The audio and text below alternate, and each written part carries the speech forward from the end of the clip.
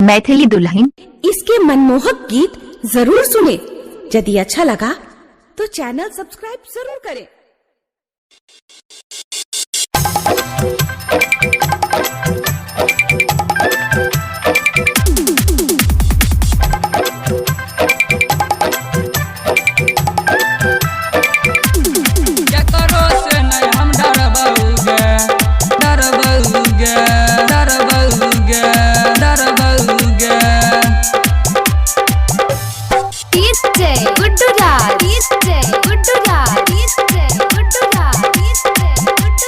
मधुबनी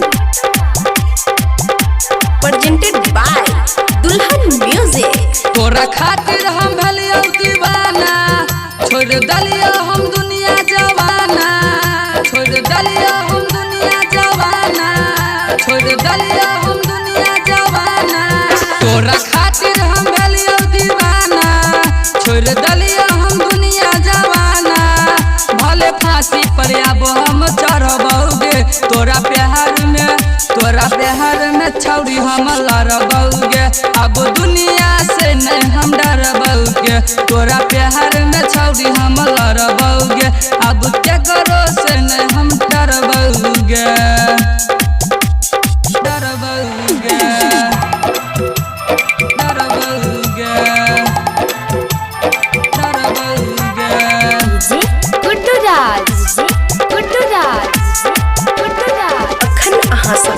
मधुबनी मदनेश्वर स्थान मदना से दुल्हन म्यूजिक की शानदार प्रस्तुति। तोरा प्यार में सुने गे छौरी, जीव हम मरबौगे। भले हमारा माई बाबू से रिश्ता नाता टूटे गे, रिश्ता नाता टूटे गे। तोरा प्यार में सुने गे छौरी, जीव हम मरबौगे। भले हमारा माई बाबू से रिश्ता नाता टूटेगे। अब गौवा के गायरे न सुनबो, हम तोरे से छौरी गे मिलबो, छौरी गे मिलबो, छौरी गे मिलबो। अब गौवा से गायरे न सुनबो, हम तोरे से छौरी गे मरबो। पूरा दुनिया के हम दिखलबौगे, तोरा प्यार में छौरी हम लड़बौगे। अब दुनिया से नहीं हम डरबौगे, तोरा प्यार में छौरी हम लड़बौगे। अब केकरो से नहीं हम डरबौगे, केकरो से नहीं हम डरबौगे, डरबौगे,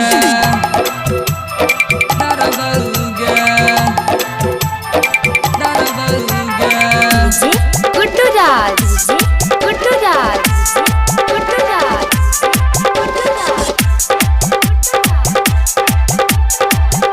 प्रेजेंटेड बाय दुल्हन म्यूजिक। भले दुनिया कहे दीवाना, तोहरे मरबौगे। केकरो बात न सुनबौगे छौरी, तोरा दिल में रहबौगे, तोरा दिल में रहबौगे। भले दुनिया कहे दीवाना, तोहरे पे हम मरबौगे। केकरो बात न सुनबौगे छौरी, तोरा दिल में रहबौगे। जाए सोमन गणेश के दिल जाए टूटे, मनोज विकास के साथ जाए छूटे, मनोज विकास के साथ जाए छूटे, मनोज विकास के साथ जाए छूटे। सोमन गणेश के दिल जाए टूटे, बच्चे रंजन के साथ जाए छूटे। राजा बाबू के छौरी अपन गे, तोरा प्यार में छौरी हम लड़बौगे। अब दुनिया से नहीं हम डरबौगे, तोरा प्यार में छौरी हम लड़बौगे। अब